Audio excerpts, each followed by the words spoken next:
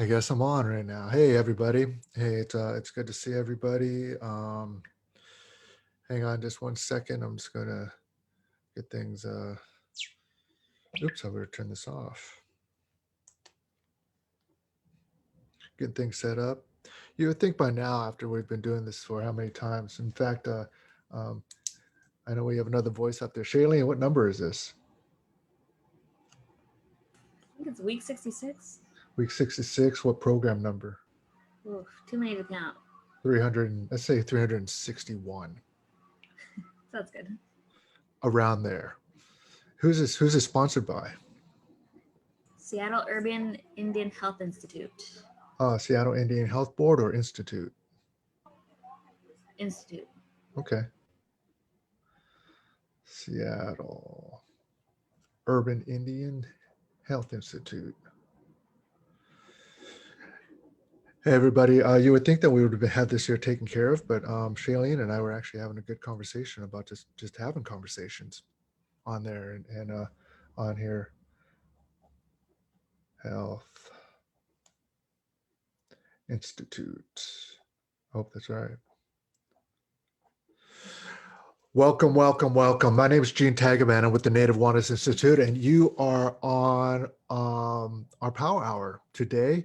And thank you, Gunachish. Thank you so much for joining us. And as I was just talking with Shailene, who's producing this program right now, we're on week 66, and program 360 or so. And today's program is sponsored by the Seattle Urban Health Institute. Thank you so much. And we're the Native Wellness Institute, and yeah, we put this here together, these programs together, these power hours together as a response to the pandemic that happened so long ago, and in many ways, and just around the corner as well, not too long ago, just as a response for healing, to help people cope with issues, traumas, and keep our ancestral wisdoms alive. And so my name is Gene Tagaban.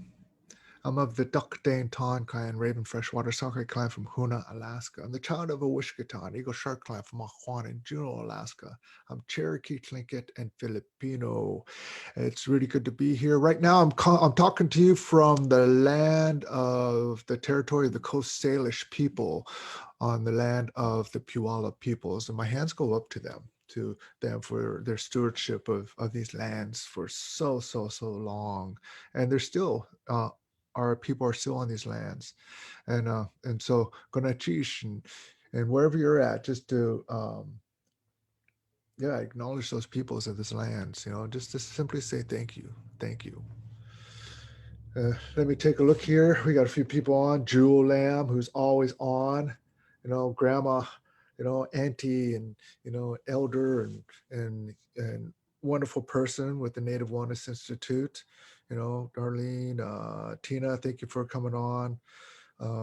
Mickey and so many other more. Mickey from Anadarko, Oklahoma. Right on.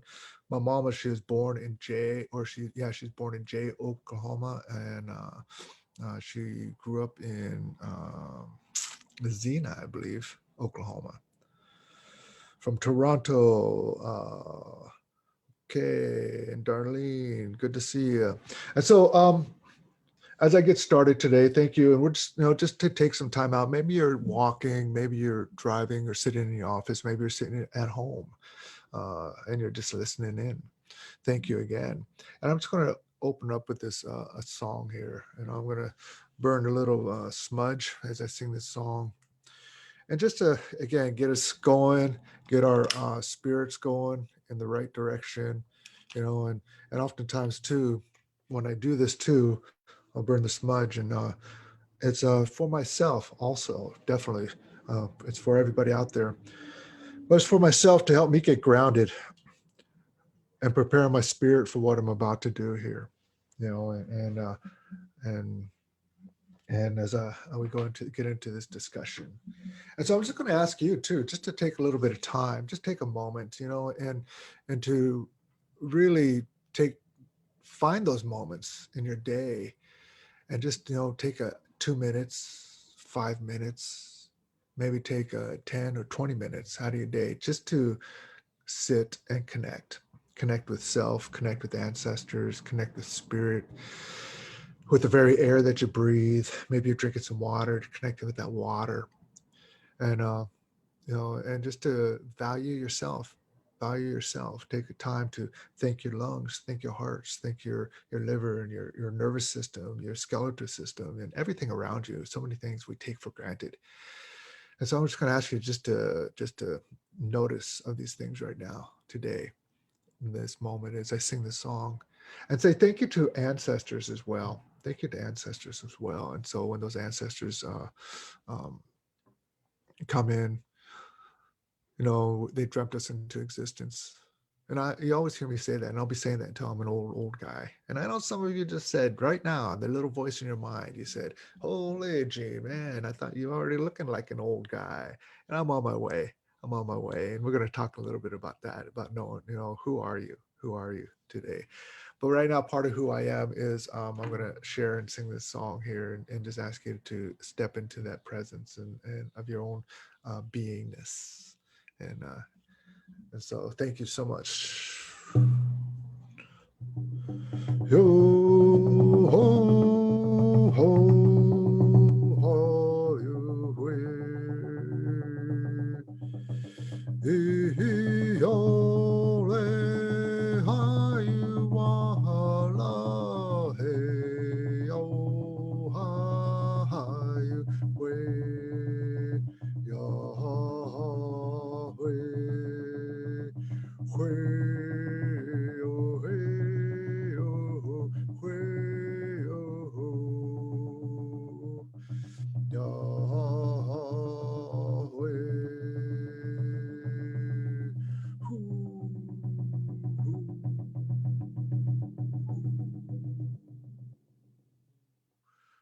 Gunesh, thank you for just taking that time out, right now, just to connect. And so, knowing who you are, knowing who you are. I mean, what a huge question. I mean, who are you? Who are you? And I want to start off with a story about one of my teachers. And I haven't told this story in a long time, so I'm piecing it together from memory. And this is a true story. And again, my teacher, who I had the honor to sit around, and he took the time. He valued me. He saw the value in myself, to work with me, to teach me. And so many of those in your life too, of who mold who you are, who mold who you are. Um, those are our teachers, whoever they are, in order to think about them. And I'm going to say, think about those teachers who came into your life that had a positive influence on you, had a positive influence on you. Because there's those other teachers in our lives too who had a really negative influence on us as well, and they too kind of molded us about on who we are. But it's really up to us to make that decision, that choice on who are you, who are you, who are you. And always searching for that. I've been doing this work now for a long time. And I started out when I was a young guy. And I'm still asking that question, who am I? I'm still exploring that question, who am I? And so I want to tell you about this here. There's a young man, he grew up in Southern California, away from his people. He grew up in the cities, in the streets down there in California. And even as a young man, his clique grandmother would come down, and she would sit with him, talk to him, sing songs to him, tell him stories. And she would always ask him this question, who are you? Who are you? Who are you? And that question would resonate with him and just echo in his mind and echo in his spirit and echo in his beingness as he grew up. And as he grew up, he'd always ask that question to himself: who are you? Who are you? Who are you? Now, when he grew up, his mother, she drank. She drank. And she was gone, although she might have been there, but she was gone. It was the alcohol that took her. Her father, his father, was a sailorman. He's always gone out to sea, far, far, far, for a long time. And that voice of his grandmother, who are you? Who are you? Who are you? Would just become fainter and fainter and fainter until he could barely hear it. Who are you? Who are you? Now little boys grow up, and this one grew up tough on the streets of California.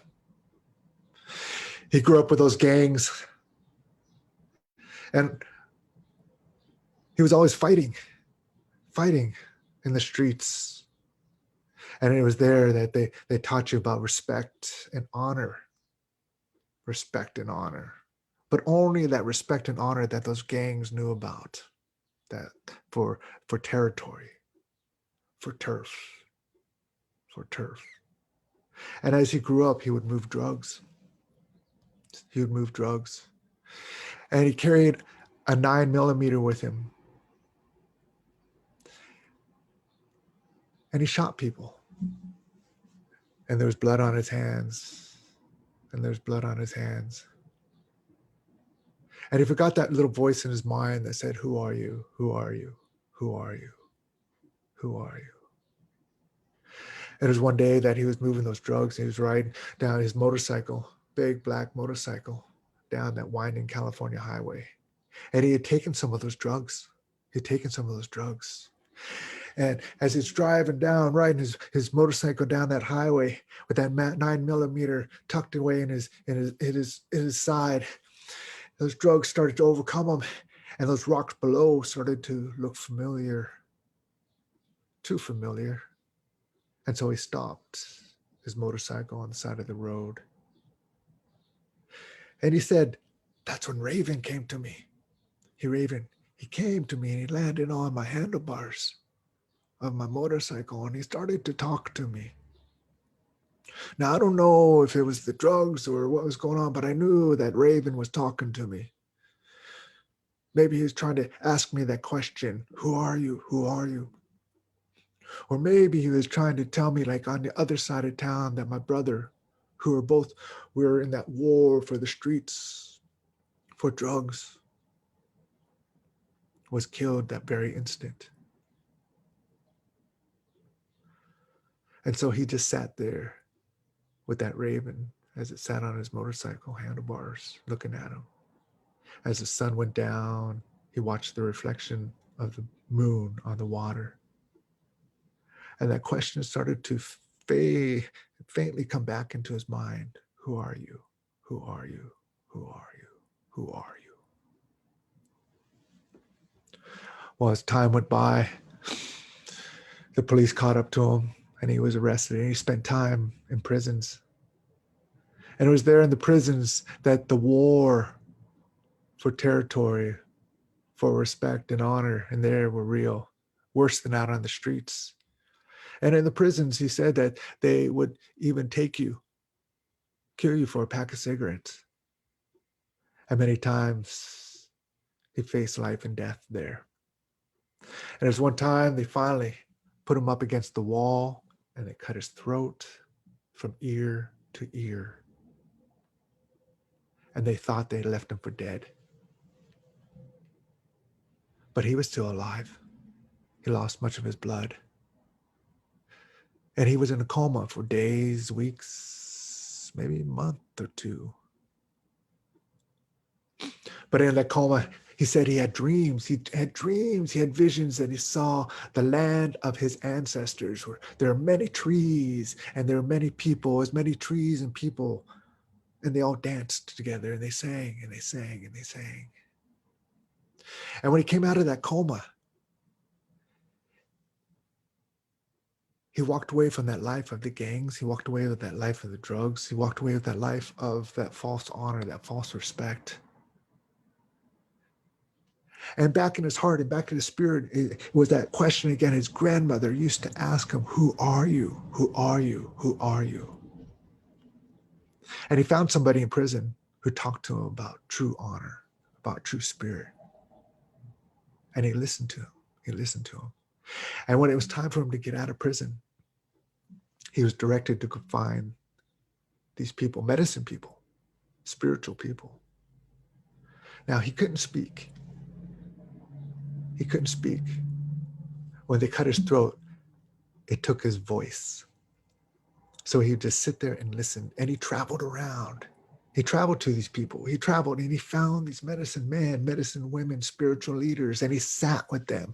He traveled from down in New Mexico all the way up the coast, all the way up to Canada, all the way up into Alaska. And he just sat there and he learned and listened and listened and listened. He did not have his voice yet. It was one day where one of these teachers placed him under a tree and told him, "You sit here for 4 days and 4 nights, 4 days and 4 nights." And he was there underneath that tree. He was lying there. And that's when a little mouse, he said, came to him. And that mouse looked at him. And that mouse started to speak to him. And he realized that mouse was his grandmother. And that mouse started to ask him that question, "Who are you? Who are you? Who are you?" And that's when his voice came back. His voice. It was very weak. And it was quiet. It was quiet. But when he spoke, everybody could hear him, because when he spoke, he spoke from his heart. And it was there, he dreamt that he saw a hawk flying above. And this hawk in his dream was looking down on a mountain. And this mountain was there in Alaska, and this hawk flew down and through the trees, through the spruce trees, and showed him a place that it would take people and help them and ask them the question, "Who are you? Who are you? Who are you?" And so when he woke up from that dream, he went up to Alaska, to the land of his grandmother's place. And he went up to that mountain. He saw that mountain, and he went to that mountain. And it was there. It was there in that mountain that he would take people. He would take people and teach them and ask them that question, "Who are you? Who are you? Who are you?" And he finally found out who he was. He found out who he was.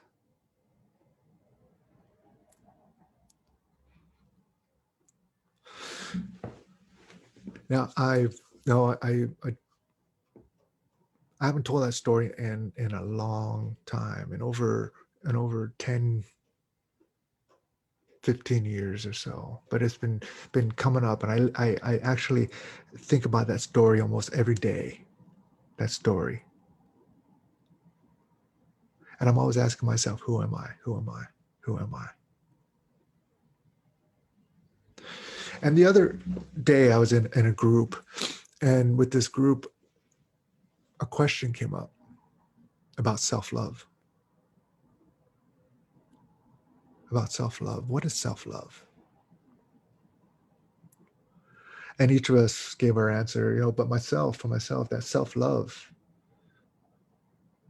That self-love is when I was younger, I didn't know. If somebody asked me, like, to love yourself, gotta love yourself. Even to this day, I mean, it's like you tell a grown-up, you tell an adult, gotta love yourself. Just love yourself,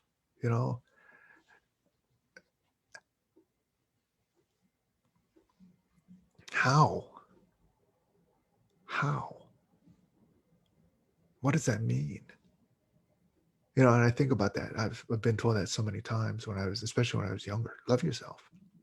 What's that mean? Even when I got up to high school and, and uh, my early days, went to college,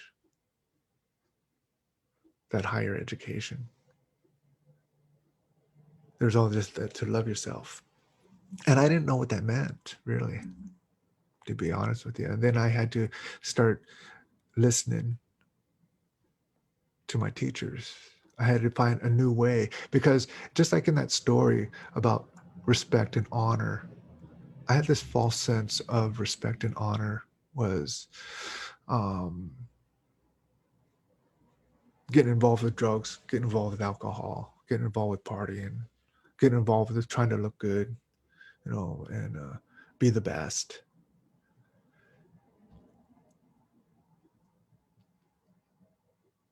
And that's, and then I had to like take a shift. And what that shift was and how that shift happened for me was actually when I remember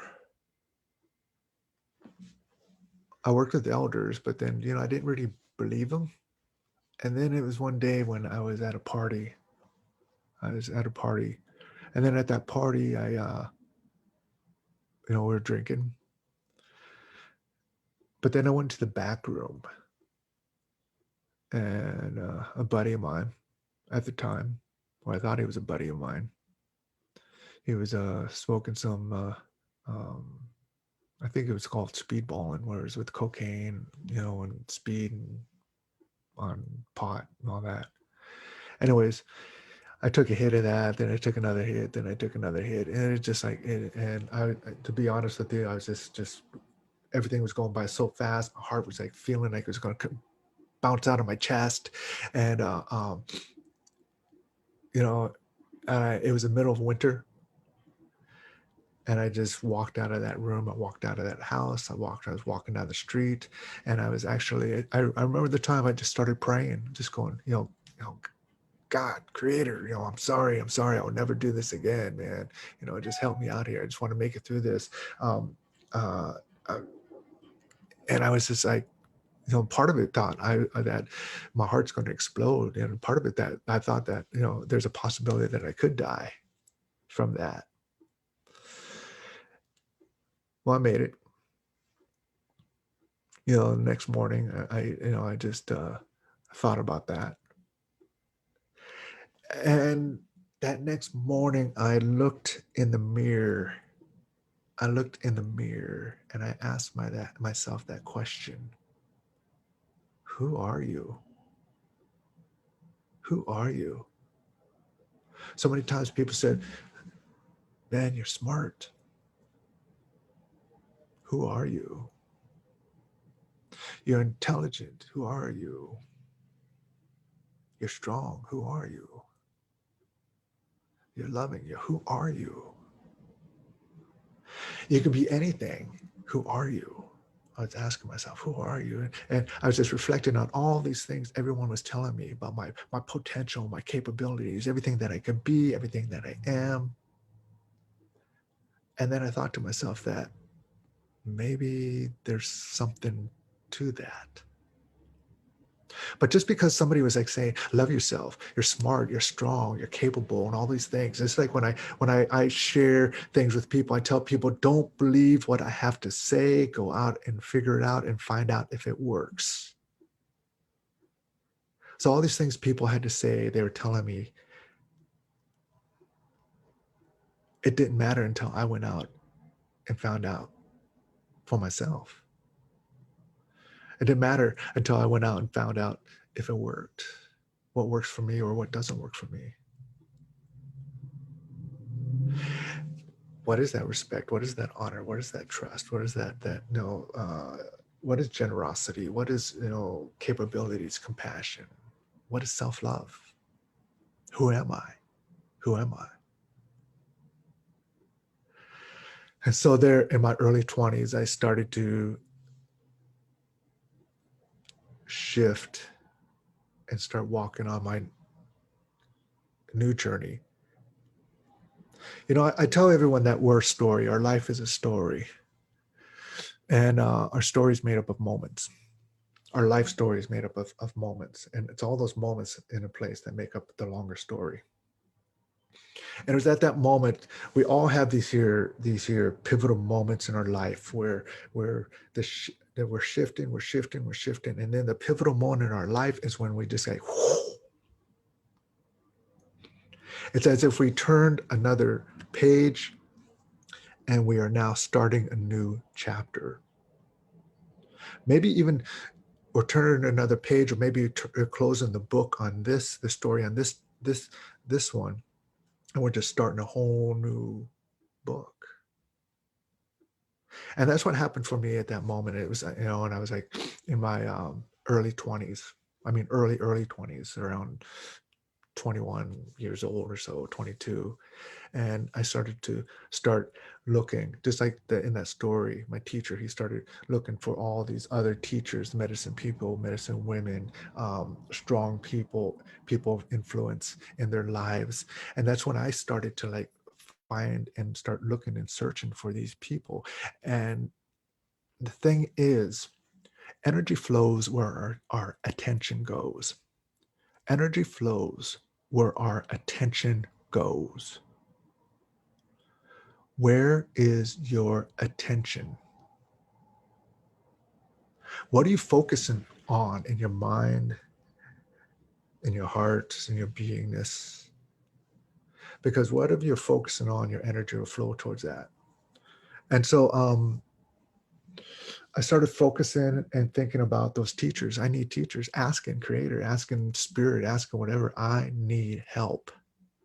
I need help. I need guidance. Who is out there? What's out there? What's out there? And it's always interesting, when you're, because that dark spirit, I say that influence of drugs and alcohol, because it says you're asking for help. You're asking for help, even if you're like doing good, but especially when you're in grief, especially when you're hurting and stuff like that. It's like, I need help, and that spirit will come knocking on your door, man. That spirit will come knocking on your door. The spirit of alcohol, the spirit of drugs, the spirit of suicide come knocking on your door. Hey, I'll help you. And that's why we have to recognize and have that strength in ourselves too. Is like say, slam the door closed, tell them to F off, no, I need help, authentic help, real help. I need help. So a lot of that help I found when I started asking in the form of my culture. You see, I didn't really, I grew up with my culture. I started dancing when I was 5. When I was really young, I started dancing. And grade school, I got into it, but then I wanted to be cool, junior high. But it's when high school, I really got away from it, early 20s, and I got back into it. I started asking about the songs, the dances, the culture, connection to everything around. And teachers would show up because I showed an interest. Now, how about you? How about you? Now, what's your story? And, maybe some of you are still asking that question, who am I? And where are my teachers? I need help. I need help. And so in that self-discovery of myself, it's a journey. It's not sudden like this, like sudden change, boom, there it is. I know who I am. I know what I want. I know what self-love is. No, it takes time. It's a journey. And it's about finding your values. What do you value? What do you value in your life? What do you value? Who do you want to be? Who is out there doing these things that are already doing it? Who you want to be? Who are those role models out there? Yeah, who are they? And I want to say this too, is what are they? Because many of my teachers came in the form of the land, came in the form of the trees themselves, the animals themselves, the water, the air, the mountains, I remember this one time when I was having a hard time, and I started to take a look at those inner voices and listen to them. And this was a time when I was in Anchorage, and I was just really having a hard time. Gosh, I think I was about 30 or so, 31 maybe. No, I was younger than that, about 27. But it was I was driving through, and I just sat on the beach, and I'm looking around. And it's a beautiful day. It's a beautiful day, and I had my shorts on, just a t-shirt on, and then I looked up behind me, and there's this beautiful mountain behind me. And something told me I just needed to climb to the top of that mountain.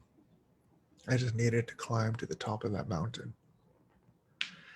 And I was young, man. I had energy. I had strength. I was in shape. And so I just drove down a little bit, found a trail, and maybe it was a trail, part of it, and I just started going to the top, climbing, running. I didn't have any water. I didn't have any food with me, and I just ran and ran and ran. And I got to the top probably about maybe 3 hours later. I got to the top of the mountain. And as I got to the top of the mountain, there was this hawk just soaring. Have you ever seen that? Those hawks or eagles or ravens, when they just soar. They're not even moving, but they're just like, just feeling the air, feeling the wind, just soaring there, holding their place. And sure enough, it was right there at the top of that mountain. As I got closer, it just stayed there. I got closer, it just stayed there. Got closer, and it just kind of even looked at me. Kind of looked at me. And I went to the top, and there was a rock, kind of a rock pinnacle at the top of the mountain. And I just like stood there, as this 27-year-old young man, I just stood there, my arms out, and I just let that wind just blow over me, cleanse me, heal me, heal me, heal me. And it was that point too, it was like I was asking that question, who are you? Who are you? I'm a child of this universe. I've been dreamt into existence. And it was then when I felt like I had this connection to everything around me. I'm just sharing, this is my experience. I'm telling you to go out and do yours. We all have our own experience, but this is something that I went through myself. I went through it myself, and I was on top of that mountain, and another life-changing shift happened for me at the top of that mountain. And I can't really, to be honest with you, I can't really explain what it is right now. I'm still searching, trying to find it. And this happened like years ago, but I know it happened. How many of you in your life where you had these life-changing shifts that happen in your life, and you can't explain what happened, but you know it happened? And that if you even try to explain to somebody that you have this here shift, or you have this awareness that popped up to you, and that you tried to explain to them that you're afraid that you're going to look foolish, or you're going to look stupid, or sound like you're outrageous, or sound like you're imagined it, or sound like you're dreamt about it, or sound like you're hallucinating about it, and all these things. And you're afraid to share these things with people because of that.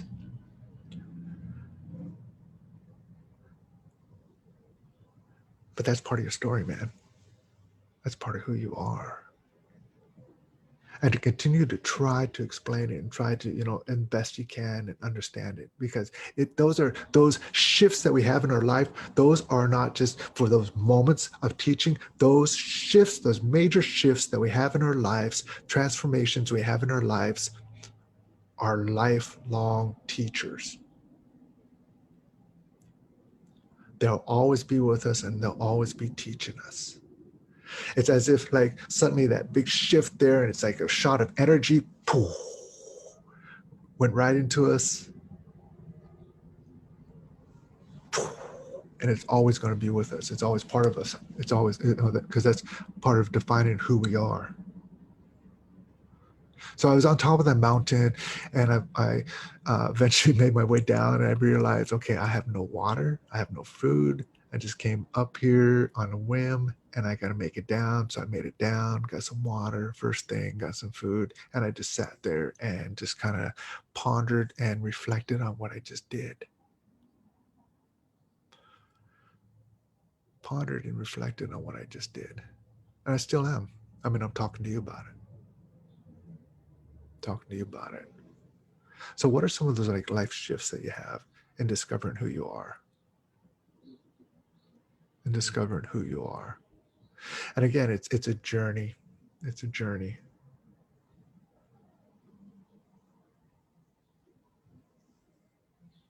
And so, let me take a look here. Who's on here with me? Lucille.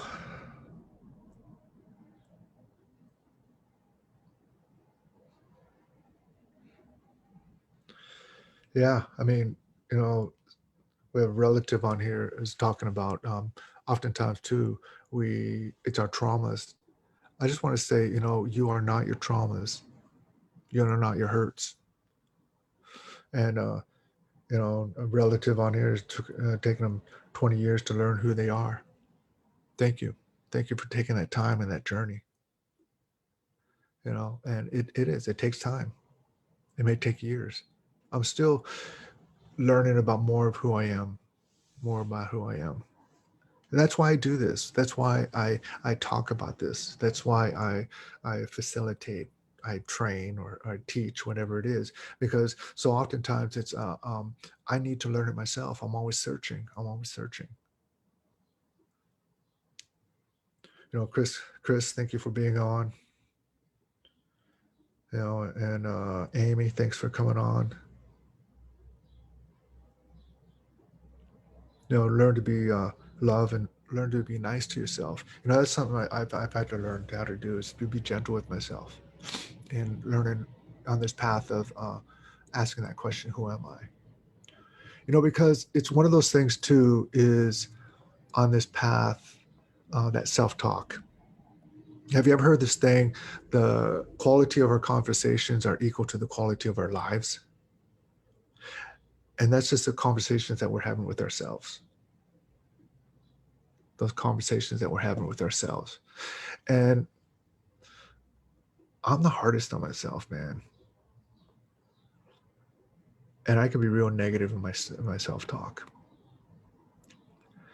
And when that negativity and that self-talk comes up, it's like, I mean, if I talk to, if anybody else in this world, another person came up to me and talked to me the way that I talk to myself, I wouldn't stand for it. I mean, if they came up to me and say, hey, and talk to me the way I talk to myself, I'd be going, whoa, whoa, whoa. Who the heck do you think you are? You don't have any right to talk to me like that. You want a piece of this? Oh, bring it on. Oh, bring it on. Those are like fighting words. But yet I won't allow anybody else to talk to me in that way. But yet I talk to myself in that way. And yet I talk to myself in that way. And that's why I really have to monitor my self-talk. And when those things come up, that negative self-talk comes up, I simply just tell myself in my mind, stop. I simply just tell myself, stop. Stop. And I'll just take a look at the shift. Now, how can I reframe this? How can I take another look at it and create quality conversation with myself? How can I get a different perspective on this? How can I learn from this? How can I pass this lesson on to someone else? And that's when you hear me say questions. And it starts to lead to questions. The quality of our questions are equal to the quality of our choices. The quality of our questions are equal to the quality of our choices. How many of you, we're always asking ourselves questions, and for instance, I've done some really stupid things. And a low quality question is, how can I be so stupid? Because your brain and your mind will start telling you these things. And then you start beating yourself up. A higher quality question is, how can I learn from this? How can I learn, what can I get from this so I can pass it on to somebody else? What can I do differently? You get higher quality choices from higher quality questions. So what are those questions that you're talking to yourself or telling yourself? And that was all part of my self-discovery too, of who am I? Is really kind of taking a look at the monitoring my self-talk, monitoring, taking a look at the questions that I ask myself, and not only that, but the pictures that I create in my mind, my imaginations, my creativities, my own personal hallucination, my story. So how are you talking to yourself? And that's the value of our native songs too, because sometimes my conversations get too crazy in those words, and so I'll start singing, and not only just our native words, but often too, I play guitar, play other music, and my wife is often, she says, "What are you thinking of right now? I see you're really deep in thought right now," and I'll just simply go.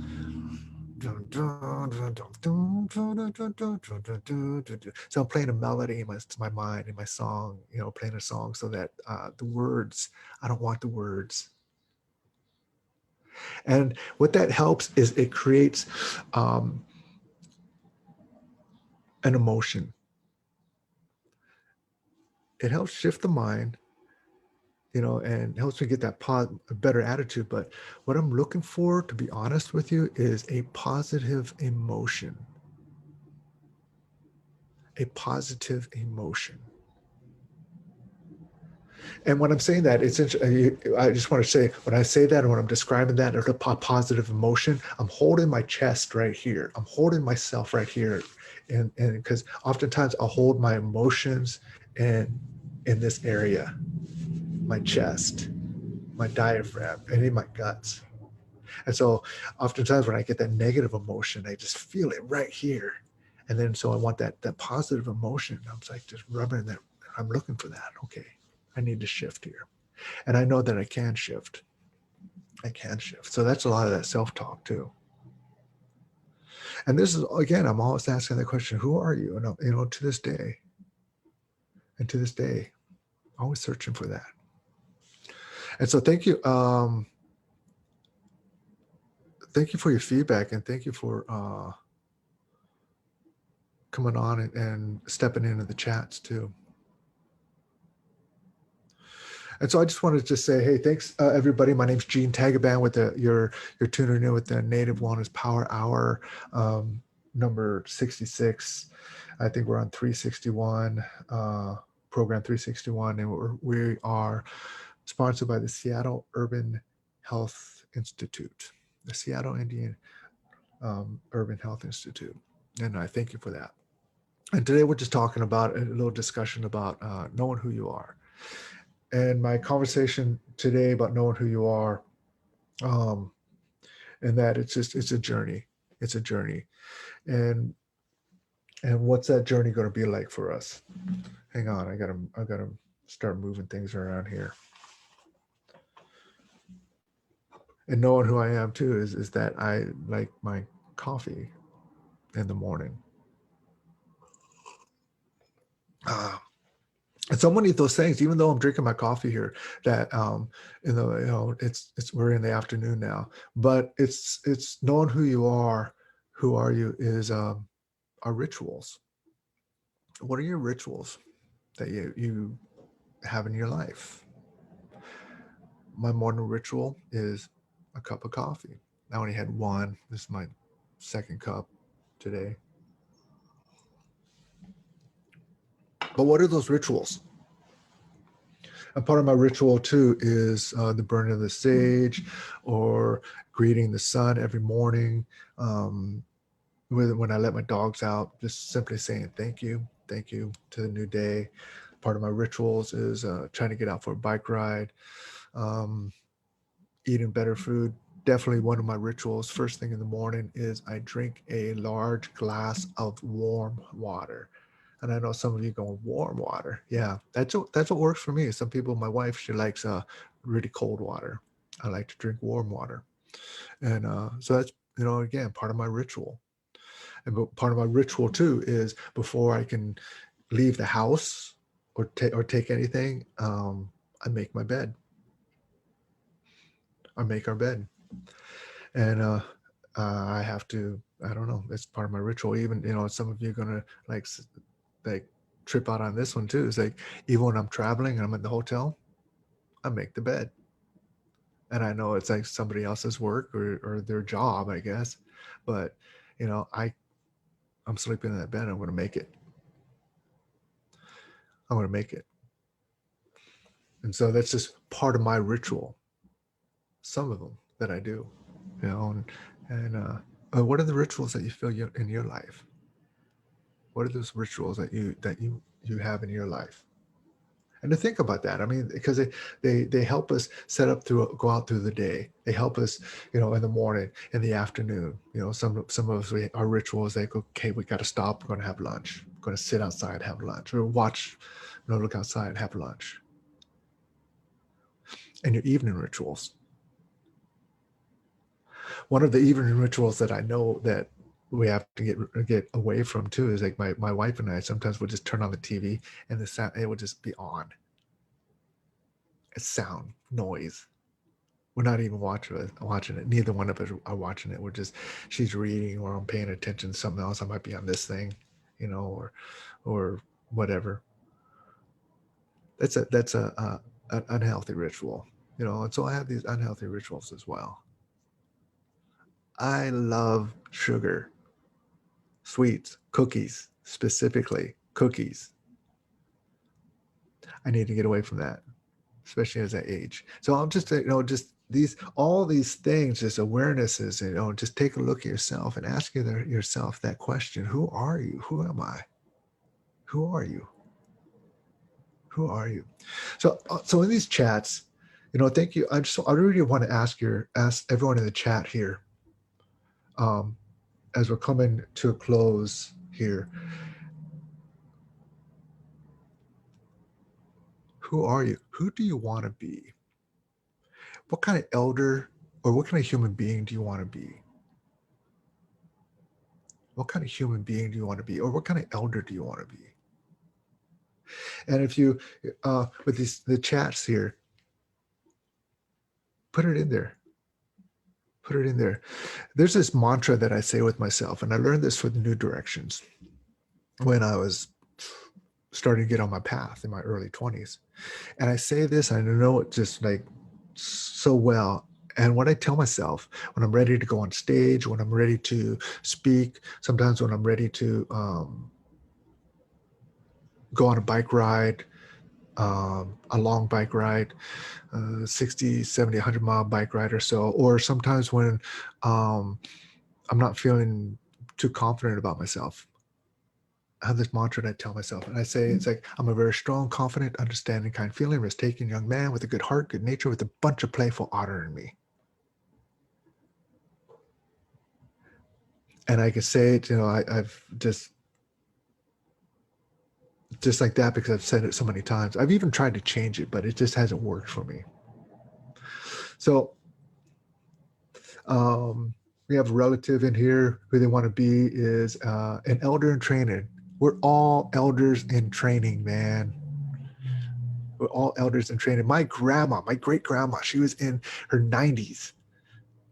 And she'd always, and she'd like go, oh, trying to learn something every day. Look at me. Look how old I am. I'm trying to learn something every day. Look how old I am. Oh, it doesn't matter how old I am. Learn something every day. But, elder in training. Yeah. And another relative on here, you want to be better. But what does that mean? You want to be better. You want to be better. Get specific on that. On what do you want to be better at? Or who do you want to be better as? And get specific. I just want to be better. That's a really big, huge thing. Get specific on what do you want to be better as? A better driver or a better communicator, better cook, and really get specific with that. You know, um, Another relative, Lynette, compassionate, honest, patient, with integrity. Right on. Compassionate, honest, patient, with integrity. Yeah, awesome. You should put that, write it down and put it on words, put it on your refrigerator, put it in the mirror so that in the morning you see that. You see it in the mirror. It's at the top of your mirror. So put it there, and to love yourself, to support people. Yeah. And assist people to heal themselves. A spiritual person, and oh, I like this. Spiritual, drop the first three letters in the word spiritual and it's ritual. Yeah. What I was just talking about that, rituals. Oh, I didn't know about that. Hugs, I'll give you one. Hugs, Hugs, helping us grow spiritually. Can't wait to finally get out there and start hugging people again. Because each hug, yeah, helping us grow spiritually. And what kind of human being do you want to be? You know, you want to be physically stronger than you are now. You want to teach others gardening and cooking. Right on, right on. One of those things too is like I want to share really quick is what are your skills, gifts, and talents? We all have a skills, gift, and talent. We all have a skills, gift, and talent. Relative on here, Rosalinda was talking about teaching youngsters gardening and cooking. That's using your skills, gifts, and talent. Um, you know, Shailene, who's on here, she beaded me this wonderful raven um, piece of art right here. I have it right there. That's using her skills, gifts, and talent to bring joy, bring healing to other people. And what is your skills, gifts, and talent? To find that out. And if you don't know, what is it that you like to do? What is it that you like watching other people do? Learn about it. Try something out. Try something out. Everybody wants to be a comedian. You know, no, my wife does not want to be a comedian. No, she's serious. She can sit there and read books, but she loved to just read research. One of my wife's dream jobs would be a librarian. She's told me that would be a librarian. But what is our skills, gifts, and talent? Our passions. Find out what it is. What kind of person do you want to be? Who do you want to be? What kind of elder do you want to be? And start moving in that direction. We're not going to get a boom right now, but just to start taking little steps right now. Little steps. Make a shift. Make another shift. Make another shift. Take a little step, take a little step, a little step, a little step. And then later on, all those shifts, all those steps, those shifts create a change. All those shifts create a change. But it does take time and discovery. And before we close here, I want to really reach out to those of you right now who might be struggling. Who might be struggling. Who, you know,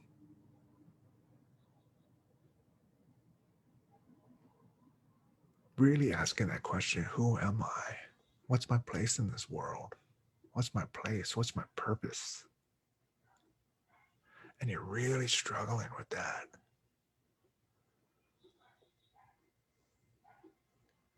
I just want to encourage you just to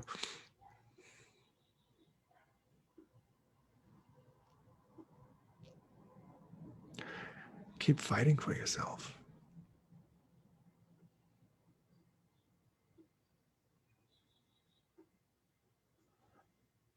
Keep fighting for yourself. Keep fighting for that discovery.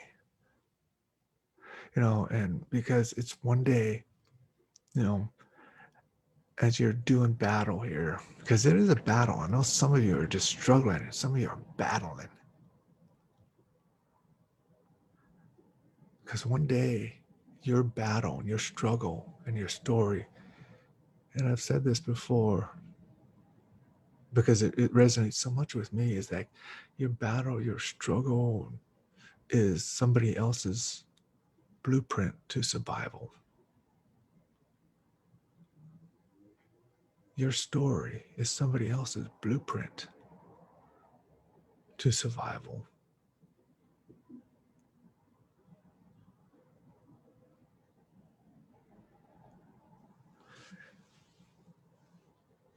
You know,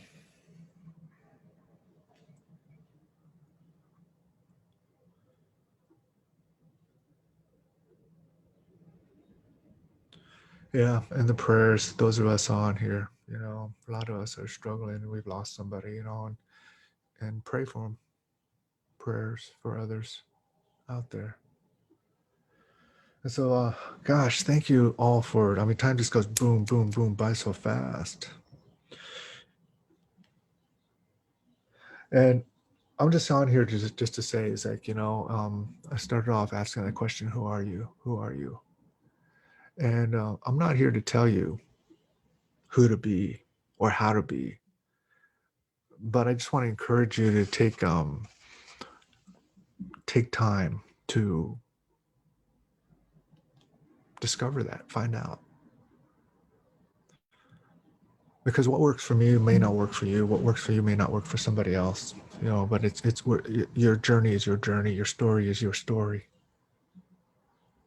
But even in our telling of that story and that journey too, we're going to be helping somebody else. Again, your journey, your story might be the blueprint for somebody else to start discovering themselves. Discovering themselves. So, thank you again. My name is Gene Tagaban. We are on program number 66 with the power hours. I'm going to light a bit of sage here. And as we close up, and again, we started out with some sage, some burning of the sage, acknowledgement of spirit, acknowledgement of place, acknowledgement of ancestors. Just taking this time, I just want to say thank you, each of you, for taking your time right now, this moment, just to be here. Just to be here. I look forward to that time, and some of you are out there. When we start opening it up, just say hi.